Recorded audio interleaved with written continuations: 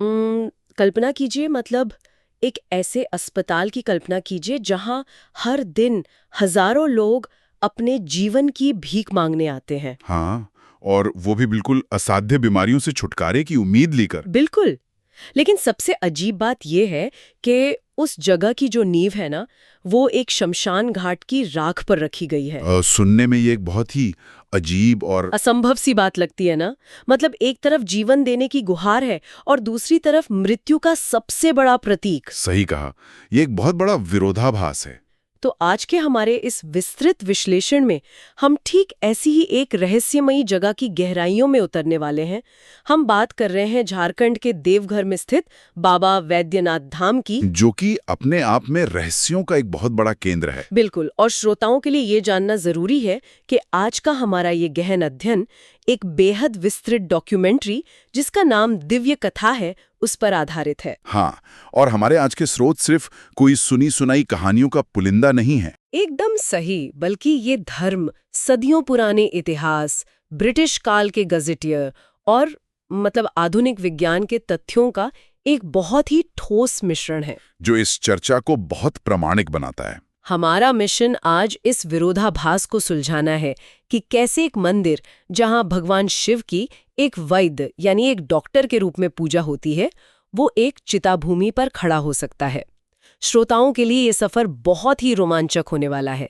चलिए इसे विस्तार से समझते हैं। तो देखिए, इस पूरी पहेली और विरोधाभास को सुलझाने के लिए हमें सबसे पहले समय में बहुत पीछे जाना होगा। उस युग में जब लंकापति रावण का राज हुआ करता था। हाँ, रावण की कथा तो बहुत मशहूर है। बिल्कुल। स्रोत बताते हैं कि रावण अत्यंत महत्वाकांक्षी था। वो जानता था कि अगर उसे तीनों लोकों पर अजेय राज करना है तो उसे भगवान शिव को कैलाश से उठाकर अपनी लंका में स्थापित करना ही होगा। बाप रे, कैलाश से सीधे लंका? ये तो बहुत बड़ा काम था। हाँ, और इस असंभव काम के लिए उसने हिमालय के बर्फीले सन्नाटे में एक ऐसी कठोर तपस्या की जो इंसान तो क्या, देवताओं की भी कल्पना से परे थी। तपस्या की बात तो समझ आती है, लेकिन जब सिर्फ ध्यान लगाने से काम नहीं बना तो रावण ने जो रास्ता अपनाया वो सच में रोंगटे खड़े कर देने वाला है। आप उस खड्ग वाली घटना की बात कर रही हैं ना? हाँ, स्रोतों के अनुसार उसने अपना ही खड्ग उठाया और एक एक करके अपने सिर काटकर शिवलिंग पर चढ़ाने शुरू कर दिए। जरा सोचिए उस पीड़ा और उस सनक के बारे में। वो एक भयंकर दृश्य रहा होगा। 9 सिर कट चुके थे और जैसे ही वो अपना 10वां और आखिरी सिर धड़ से अलग करने वाला था, तब जाकर भगवान शिव वहां प्रकट हुए। और यहीं पर इस पूरे मंदिर और इसके नाम का जो असली रहस्य है वो छिपा है। अच्छा, वो कैसे? जब शिव प्रकट हुए तो उन्होंने रावण की इस अकल्पनीय और खौफनाक भक्ति को देखकर एक वैद्य यानी कॉस्मिक सर्जन का रूप धारण कर लिया। Cosmic surgeon? ये शब्द बड़ा दिलचस्प है। हाँ, उन्होंने अपने ही हाथों से रावण के उन 9 कटे हुए सिरों को वापस धड़ से जोड़ दिया और उसे पहले से भी ज्यादा ताकतवर बना दिया। ओह, तो यहीं से वो नाम आया। बिल्कुल। हर घाव, हर पीड़ा और हर असाध्य बीमारी को तुरंत ठीक करने वाले शिव के इसी रूप के कारण इस ज्योतिर्लिंग का नाम वैद्यनाथ पड़ा। एक सेकंड, अगर हम इसे आज के आधुनिक विज्ञान या मेडिकल साइंस के नजरिए से देखने की कोशिश करें तो ये किसी प्राचीन काल की अत्यंत उन्नत ऑर्गन ट्रांसप्लांट या मतलब कॉस्मिक सर्जरी जैसा लगता है। हाँ, आप इसे वैसे ही देख सकती हैं। मतलब शरीर के कटे हुए अंगों को वापस जोड़कर जीवन दान देना, एक सर्जन की तरह हीलिंग करना, ये अद्भुत है। ये तुलना इस घटना की गंभीरता को बहुत अच्छे से समझाती है। लेकिन ये कॉस्मिक सर्जरी तो सिर्फ शुरुआत थी। आगे और भी कुछ हुआ था। हाँ, रावण ने वरदान में शिव को ही लंका ले जाने की जिद पकड़ ली। अब ब्रह्मांड का संतुलन बिगड़ना तय था। शिव खुद तो उसके साथ नहीं जा सकते थे, इसलिए उन्होंने रावण को अपना कामनालिंग या आत्मलिंग सौंप दिया। पर कोई शर्त की तो रखी थी ना उन्होंने? बिल्कुल, एक बेहद कड़ी शर्त रख दी कि रास्ते में इसे कहीं भी जमीन पर नहीं रखना है, वरना यह हमेशा के लिए वहीं स्थापित हो जाएगा। और यहीं से वो नाटकीय घटनाक्रम शुरू होता है जिसने पूरे भूगोल को बदल कर रख दिया। देवताओं को ये भली भांति पता था कि अगर शिव का ये आत्मलिंग लंका पहुंच गया तो रावण को हराना असंभव हो जाएगा। हाँ, रावण अजय हो जाता। इसलिए उन्होंने इस यात्रा को रोकने के लिए एक बहुत ही जटिल षड्यंत्र रचा। अगर हम इसे व्यापक संदर्भ में देखें तो एक छोटी सी घटना ने पूरे ब्रह्मांड का परिदृश्य कैसे बदल दिया, ये समझना अद्भुत है। देवताओं की रणनीति के तहत जल के देवता वरुण ने सूक्ष्म रूप में रावण के पेट में प्रवेश किया। मतलब रावण को परेशान करने के लिए। हाँ, इसके कारण रावण को इतनी तीव्र जल शंका हुई कि उसे आसमान से धरती पर उतरने के लिए मजबूर होना पड़ा। ये वही अज्ञात जगह थी जिसे आज हम देवघर के नाम से जानते हैं। अरे वाह, तो ऐसे रावण देवघर पहुंचा? जी, और वहां भगवान गणेश एक साधारण चरवाहे बैजू के रूप में पहले से मौजूद थे। रावण ने कुछ देर के लिए वह पवित्र शिवलिंग उस चरवाहे बैजू को पकड़ाया और बैजू ने उसे जमीन पर रख दिया। बिल्कुल, बैजू ने समय देखते ही जानबूझकर उसी धरती पर रख दिया। और वह शिवलिंग हमेशा के लिए उसी मिट्टी में धंस गया। रावण जब वापस लौटा तो उसने अपनी पूरी आसुरी ताकत लगा दी। वह उसे उखाड़ने के लिए इतना छटपटाया, लेकिन वह शिवलिंग 1 इंच भी नहीं हिला। हाँ, और दस्तावेजों और स्थानीय मान्यताओं के अनुसार रावण ने पूरी ताकत से उस शिवलिंग को दबाया था।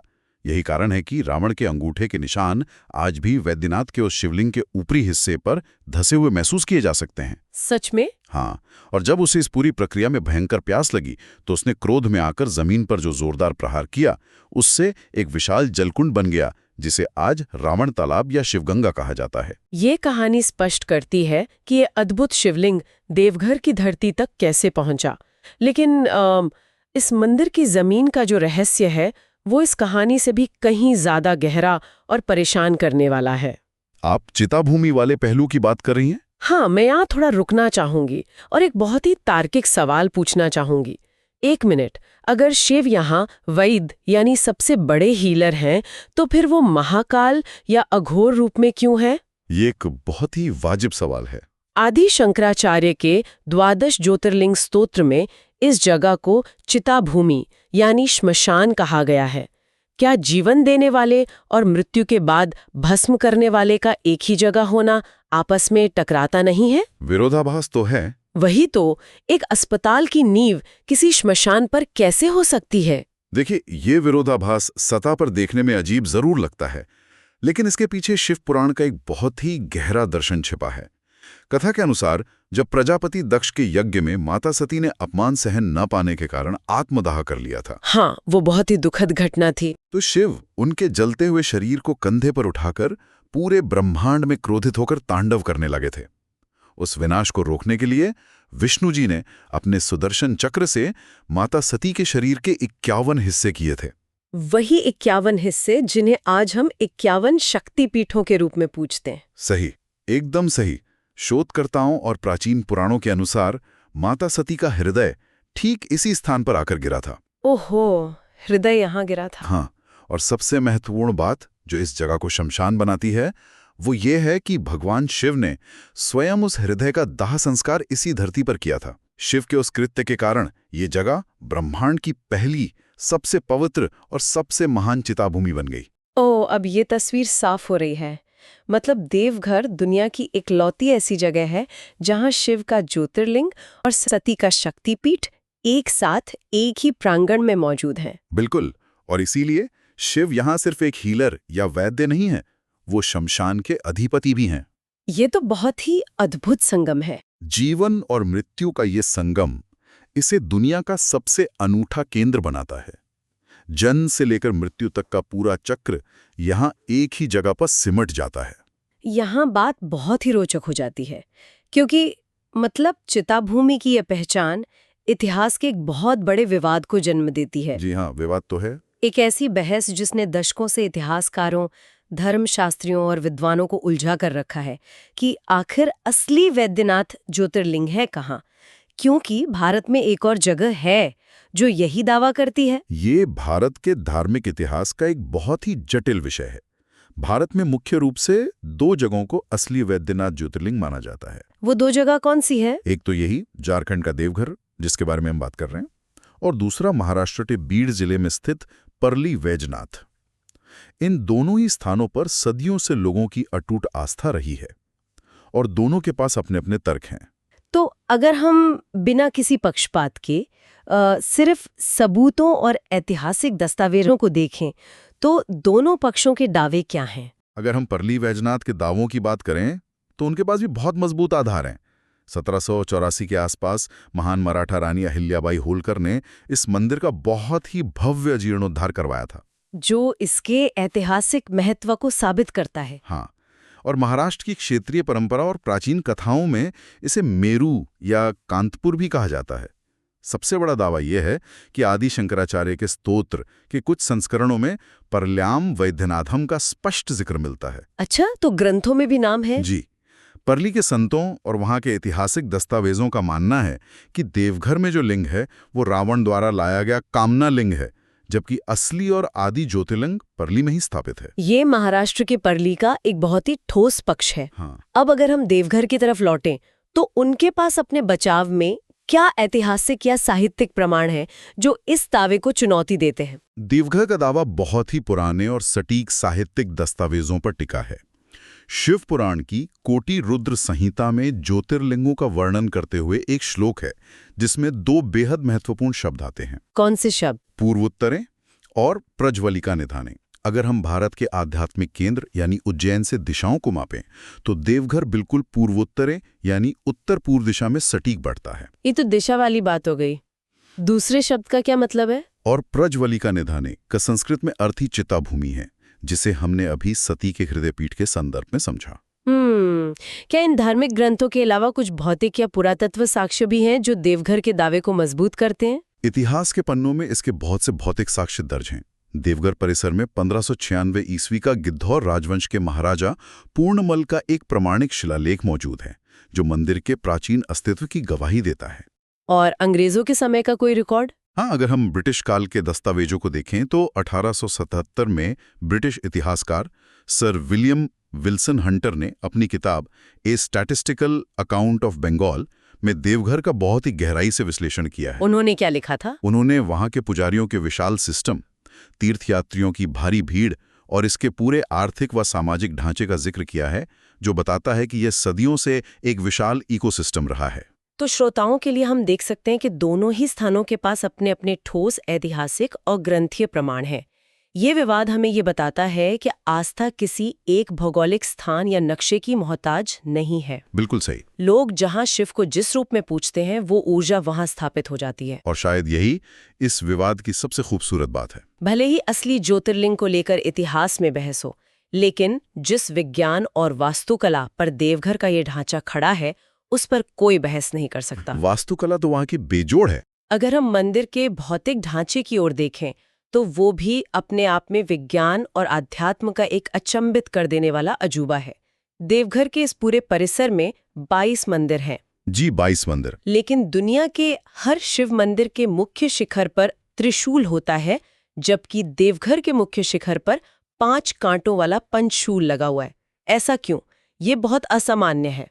मतलब जैसे साइकिल में गोल की जगह चकोर पहिया लगा हो। यहाँ सबसे दिलचस्प बात यह है कि इस पंचशूल के पीछे केवल धार्मिक मान्यता नहीं है, बल्कि इसके 2 बहुत ही गहरे और अलग-अलग तर्क है। अच्छा, पहला तर्क क्या है? पहला है आध्यात्मिक तर्क। ये माना जाता है कि ये पंचशूल मानव शरीर के 5 विकारों काम, क्रोध, लोभ, मोह और अहंकार के विनाश का प्रतीक है। शिव की शरण में आने से पहले इंसान को इन 5 विकारों को बाहर ही छोड़ना होता है। ये तो दर्शन शास्त्र की बात हुई, लेकिन अगर हम इसके पीछे के विज्ञान को समझें तो ये किसी आधुनिक तकनीक से कम नहीं लगता। आप किस तकनीक की बात कर रही हैं? ये कुछ ऐसा है जैसे हमने अपने घर के सबसे महंगे टीवी या उपकरणों को भयंकर आसमानी बिजली के झटके से बचाने के लिए एक विशालकाय सर्ज प्रोटेक्टर या अर्थिंग वायर लगा दिया हो, जो एक्स्ट्रा करंट को सीधे जमीन में उतार देता है। ये एक बहुत ही सटीक उपमा है। स्थानीय मान्यताओं और पुराने आर्किटेक्चरल रिकॉर्ड्स के अनुसार ये पंचशूल अष्टधातु यानी 8 अलग-अलग धातुओं के विशेष मिश्रण से बना है। अच्छा, अष्टधातु का है। जी, ये धातु का ढांचा एक प्राचीन लाइटनिंग अरेस्टर की तरह काम करता है। देवघर का ये इलाका अपनी भौगोलिक स्थिति के कारण भयंकर आकाशीय बिजली गिरने के लिए जाना जाता है। तो ये पंचशूल बिजली से बचाता है? बिल्कुल। ये अष्टधातु का पंचशूल उस भयंकर कॉस्मिक ऊर्जा को अपनी ओर खींचकर बैलेंस कर देता है और मंदिर के मुख्य ढांचे को एक अभेद्य सुरक्षा कवच प्रदान करता है। यही कारण है कि सदियों से आज तक मुख्य मंदिर पर कभी बिजली का कोई नुकसान नहीं हुआ है। प्राचीन इंजीनियरिंग का ये एक अद्भुत नमूना है। और इसी वास्तुकला से जुड़ा एक और रहस्य है जो मुझे और भी ज्यादा हैरान करता है। कौन सा रहस्य? वो है गर्भगृह में ज्योतिर्लिंग के ठीक ऊपर लटकी हुई चंद्रकांता मणि। हाँ, वो 8 पंखुड़ियों वाले कमल के आकार का एक रहस्यमयी पत्थर है।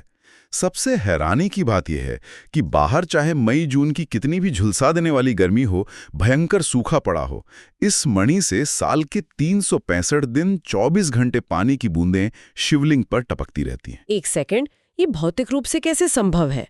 गर्भगृह के अंदर तो वैसे भी दियों, धूप बत्ती और हजारों लोगों की सांसों के कारण इतनी गर्मी और धुआं होता है, वहां पानी का स्रोत कहां से आ सकता है? शोधकर्ताओं का मानना है कि ये मणि प्राचीन भारत की कोई एडवांस जियोलॉजिकल इंजीनियरिंग का हिस्सा है। मतलब कोई साइंटिफिक सिस्टम है? हाँ, दरअसल ये पत्थर अपने आप में इतना ठंडा रहता है कि बाहर की भयंकर गर्मी और गर्भगृह के धुएं का इस पर कोई असर नहीं होता। इसका तापमान इतना कम होता है कि ये हवा में मौजूद नमी को अपनी सतह पर खींच लेता है। कंडेंसेशन की तरह? बिल्कुल। जैसे ही गर्म और नमी वाली हवा इस ठंडे पत्थर से टकराती है, वो कंडेंस हो जाती है, यानी पानी की बूंदों में बदल जाती है। ये ठीक वैसे ही काम करता है जैसे गर्मी के दिनों में अगर हम फ्रिज से ठंडी पानी की बोतल निकालकर टेबल पर रख दें तो उसके बाहर पानी की बूंदें जम जाती हैं। बाप रे, तो ये पत्थर हवा से ही पानी बना रहा है। ये विज्ञान का कमाल है। और प्रकृति का भी। यह शायद, जैसा कि ग्रंथों में कहा गया है, शिव की उस चिता भूमि की अनंत गर्मी को शांत रखने के लिए प्रकृति ने खुद ये व्यवस्था की है। ये पत्थर और वास्तुकला के ढांचे सच में हैरान करते हैं। जी हाँ। लेकिन देखिए, कोई भी इमारत तब तक सिर्फ पत्थरों का ढेर रहती है जब तक कि उसमें इंसान अपनी जान न फूंक दे। इस मंदिर की असली धड़कन वे लोग हैं जो इसे चलाते हैं, चाहे वो लाखों श्रद्धालु हों, पुराने जमाने के ब्रिटिश अधिकारी हों या फिर जेल की काल कोठरी में बंद खूंखार कैदी। इस मानवीय धड़कन और आस्था का जो सबसे विशाल उदाहरण है वो है कांवड़ यात्रा। हाँ, 105 किलोमीटर की पैदल यात्रा बिहार के सुल्तानगंज से, जहां गंगा उत्तर वाहिनी होती है, वहां से नंगे पैर जल उठाकर देवघर तक लाना। ये कोई छोटी बात नहीं है। स्रोत बताते हैं कि ये परंपरा 18वीं शताब्दी में कुछ संतों ने शुरू की थी, जो आज 30 दिनों तक चलने वाले श्रावणी मेले में बदल चुकी है। श्रोताओं के लिए ये कल्पना करना भी मुश्किल है कि कैसे लाखों लोग बिना किसी आधुनिक सुविधा के ये यात्रा पूरी करते हैं। ये कोई आम यात्रा नहीं है, बल्कि ये दुनिया का सबसे लंबा चलने वाला धार्मिक मेला है। जरा इस पैमाने को समझिए। 105 किलोमीटर का रास्ता एक चलते फिरते शहर में बदल जाता है। क्राउड मैनेजमेंट का इतना बड़ा उदाहरण। हाँ, बिना किसी बड़ी दुर्घटना के करोड़ों लोगों को एक ही दिशा में ले जाना आधुनिक क्राउड मैनेजमेंट का एक बहुत बड़ा केस स्टडी है। रास्ते में छाले पड़ जाते हैं, भयंकर बारिश और उमस होती है, लेकिन लोगों के कदम नहीं रुकते। लेकिन जब इतना बड़ा आयोजन होता है, इतने लाखों लोग जुटते हैं, तो अर्थव्यवस्था भी बनती है। और जहां अर्थव्यवस्था होती है, वहां सत्ता और प्रशासन का दखल होना भी तय है। ऐतिहासिक गैजेटियर बताते हैं कि 18वीं और 19वीं सदी में जब अंग्रेज भारत आए तो उन्होंने इस मंदिर को सिर्फ एक आस्था के केंद्र के रूप में नहीं देखा। उन्होंने इसे किस रूप में देखा? उनके लिए ये राजस्व या रेवेन्यू का एक बहुत बड़ा स्रोत था। अंग्रेजों में मंदिर की आमदनी पर नजर रखी और पारंपरिक पुजारियों, जिन्हें सरदार पंडा कहा जाता है, के आपसी विवादों में कानूनी तौर पर दखल देना शुरू कर दिया। इसका मतलब है कि ब्रिटिश प्रशासन ने अपनी अदालतें और अपने नियम इस प्राचीन मंदिर व्यवस्था पर थोपने शुरू कर दिए। उसी प्रशासनिक और कानूनी हस्तक्षेप का नतीजा है कि लंबी अदालती लड़ाइयों के बाद आज इस मंदिर का प्रबंधन एक टेम्पल मैनेजमेंट बोर्ड करता है। और उसका मुखिया कौन होता है? और इस बोर्ड के मुखिया कोई धार्मिक गुरु नहीं, बल्कि देवघर के डिप्टी कमिश्नर होते हैं। ये परंपरा अंग्रेजों के समय से ही चली आ रही है। ये इतिहास का एक दिलचस्प मोड़ है। और प्रशासन के इसी दखल से जुड़ी एक और कहानी है जो मुझे इस पूरे विश्लेषण की सबसे विरोधाभासी और खूबसूरत बात लगी। ये एक डार्क लेकिन भावुक सच्चाई है। आप किस कहानी की बात कर रहे हैं? हम सब जानते हैं कि भगवान शिव के सर पर हमेशा नाग सजता है। देवघर में भी हर रात गर्भगृह में भव्य श्रृंगार होता है, जिसमें ताजे फूलों से बना एक विशाल नाग मुकुट शिवलिंग पर चढ़ाया जाता है। लेकिन ये पवित्र मुकुट कोई बड़ा संत, पुजारी या कोई आम श्रद्धालु नहीं बनाता। ये बात हैरान करने वाली है, लेकिन सच है। इस पवित्र नाग मुकुट को देवघर सेंट्रल जेल की ऊंची दीवारों के पीछे बैठे हुए खूंखार कैदी बनाते हैं, जो हत्या या डकैती जैसे जघन्य अपराधों में उम्र कैद या फांसी की सजा काट रहे हैं। ये सोचकर ही रोंगटे खड़े हो जाते हैं। ब्रह्मांड के सबसे बड़े वैद्य और भगवान का मुकुट समाज के सबसे अपराधी माने जाने वाले खून से सने हाथों से बनता है। ये परंपरा आखिर शुरू कैसे हुई? ये बहुत रोचक है। प्रशासन और जेल के कैदी इस अनुष्ठान का हिस्सा कैसे बन गए? इस परंपरा के तार 1911 के ब्रिटिश राज से जुड़े हैं। उस समय देवघर के ब्रिटिश कमिश्नर J.W. टेलर हुआ करते थे। दस्तावेजों के अनुसार उनके बेटे को एक गंभीर और असाध्य बीमारी हो गई थी, जिसका कोई इलाज नहीं था। हाँ, जिसे बड़े बड़े अंग्रेज डॉक्टर और आधुनिक दवाइयां भी ठीक नहीं कर सकें। जब टेलर पूरी तरह निराश हो गए, तब किसी स्थानीय संत की सलाह पर उन्होंने देवघर जेल के कैदियों से फूलों का एक नाग मुकुट बनवाया और उसे शिवलिंग पर चढ़ाया। और क्या हुआ? चमत्कारिक रूप से उनका बेटा कुछ ही दिनों में पूरी तरह ठीक हो गया। ओह, और तब से 100 से ज्यादा सालों से ये परंपरा आज तक अटूट है। कैदी पूरी शुद्धता और उपवास के साथ हर दिन इसे बनाते हैं और कड़ी सुरक्षा के बीच ये मुकुट जेल से मंदिर पहुंचता है। जी हाँ, ये इस बात का प्रतीक है कि शिव के दरबार में कोई पापी या पुण्यवान नहीं होता, सब बराबर है।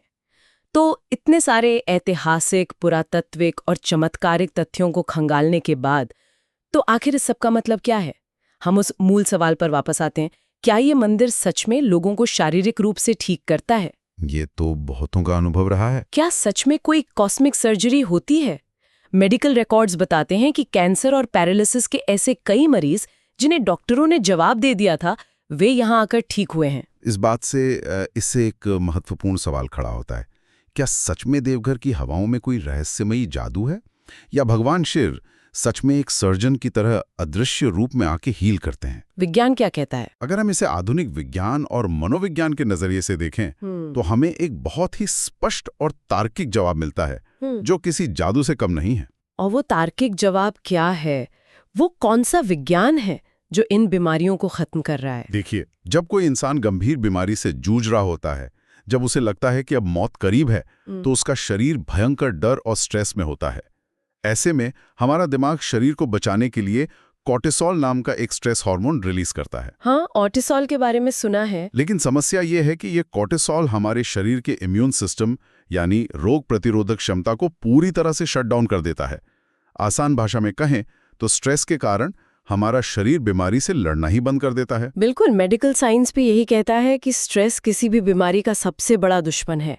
वो दवाइयों का असर भी खत्म कर देता है। लेकिन जब वही हारा हुआ इंसान, जिसे डॉक्टरों ने जवाब दे दिया है, वो वैद्यनाथ के उस शांत गर्भगृह में पहुंचता है, तो कुछ बहुत ही जादुई होता है। क्या होता है वहां? वो अपना सारा डर, अपनी बीमारी का सारा स्ट्रेस और अपना अहंकार ब्रह्मांड के उस सबसे बड़े डॉक्टर के चरणों में पूरी तरह से सरेंडर कर देता है, यानी सौंप देता है। मनोविज्ञान की भाषा में इसे the placebo effect of faith कहा जाता है। मतलब इंसान का दिमाग ये मान लेता है कि अब मैंने अपनी बीमारी सबसे बड़ी शक्ति को सौंप दी है, अब मैं एक सुरक्षित जगह पर हूं और अब मुझे कुछ नहीं होगा। बिल्कुल, और इसी चरम मनोवैज्ञानिक शांति के कारण शरीर में कॉर्टिसोल का स्तर अचानक गिर जाता है और फिर शरीर खुद को हील करने लगता है। हाँ, जैसे ही स्ट्रेस खत्म होता है, शरीर का अपना ही हीलिंग मैकेनिज्म, मतलब ठीक होने की प्राकृतिक प्रक्रिया पूरी ताकत से वापस चालू हो जाती है।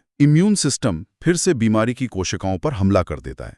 ये सिर्फ कोई अंधविश्वास नहीं है, बल्कि ये आस्था का शुद्ध विज्ञान है। ये तो बहुत ही तार्किक है। वो चमत्कार किसी बाहरी पत्थर या हवा में नहीं है, बल्कि उस इंसान के शिव के प्रति उस अटूट विश्वास में है जो शरीर के अंदर सोई हुई दवा को जगा देता है। ये सच में एक अद्भुत विश्लेषण रहा। आज हमने देखा कि कैसे रावण की उस आदिम कॉस्मिक सर्जरी से लेकर माता सती की चिता भूमि तक का सफर तय हुआ। हमने अष्टधातु के पंचशूल के उस वैज्ञानिक सुरक्षा कवच को समझा, परली और देवघर के उस महान ऐतिहासिक विवाद को निष्पक्षता से परखा, जहां आस्था भूगोल की सीमाओं को लांघ जाती है। हाँ, और मणि का रहस्य भी देखा। बिल्कुल, हमने चंद्रकांता मणि के कंडेंसेशन विज्ञान को जाना और ये भी समझा कि कैसे एक खूंखार कैदी के हाथों से बना फूलों का मुकुट आस्था के सबसे ऊंचे शिखर पर विराजमान होता है। अंत में कॉर्टिसोल और प्लेसेबो इफेक्ट ने ये साबित कर दिया कि ये सब अलग अलग कहानियां नहीं है। जी, ये सब आपस में जुड़े हुए हैं। बल्कि ये सब मिलकर एक ऐसा संपूर्ण इकोसिस्टम बनाते हैं जो इंसान को मानसिक और शारीरिक दोनों रूपों से ठीक करता है। और शायद यही बाबा वैद्यनाथ धाम की सबसे बड़ी खूबी और रहस्य है। यह दुनिया का एक ऐसा इकलौता अस्पताल है जहां असली दवा कोई जड़ी बूटी नहीं बल्कि आपका पूर्ण समर्पण है। और इस पूरी चर्चा के अंत में श्रोताओं के लिए मैं एक विचार छोड़कर जाना चाहूंगी जिस पर आप खुद गहराई से सोच सकते हैं। वो क्या है? अगर आस्था और मनोवैज्ञानिक शांति ही हमारे शरीर की सबसे बड़ी बीमारियों को ठीक करने की असली चाबी हैं, तो क्या ये संभव है कि हमारे प्राचीन ज्ञानियों ने जानबूझकर सुल्तानगंज से देवघर तक की उस 105 किलोमीटर लंबी पीड़ादायक कांवड़ यात्रा को इसी तरह से डिजाइन किया था? ये एक बहुत ही गहरा सवाल है। जरा सोचिए, जब इंसान नंगे पांव तेज धूप में छाले सहते हुए और भयंकर बारिश में भीगते हुए उस गर्भगृह तक पहुंचता है, तो इस शारीरिक कष्ट के कारण उसका अहंकार, उसका सारा दुनियावी स्ट्रेस रास्ते में ही टूटकर बिखर चुका होता है। बिल्कुल, वो पूरी तरह खाली हो चुका होता है। उस शिवलिंग तक पहुंचते पहुंचते उसके पास सिर्फ पूर्ण समर्पण बचता है। क्या वो यात्रा जानबूझकर बनाई गई थी ताकि इंसान का दिमाग खुद ब खुद हील होने के उस परम स्तर पर पहुंच जाए? इस पर तो बहुत रिसर्च की जा सकती है। याद कीजिए उस एक्सरे मशीन वाले सामान्य अस्पताल को। शायद सबसे गहरी बीमारियां हमारे शरीर में नहीं, हमारे मन में होती हैं, और उनका इलाज किसी मशीन के पास नहीं बल्कि उस चिताभूमि पर बैठे उस आदि वैद्य के पास है, जो सब कुछ खाक करके फिर से जीवन गढ़ना जानता है।